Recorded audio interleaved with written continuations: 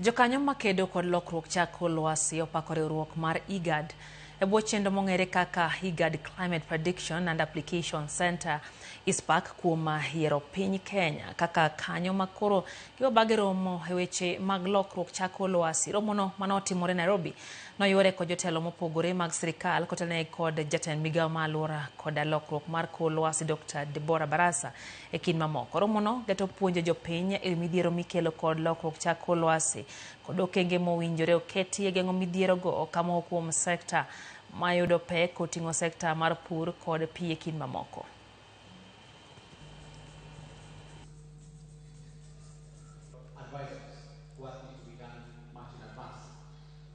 I also take this opportunity to extend my sincere gratitude to IGPAC for selecting Kenya as the host for this significant event. Your presence here today highlights the importance of our collective efforts in addressing the challenges posed by climate change in our region. I wish to state that climate change and extreme weather events are no longer a distant threat, but a clear and present danger in our region.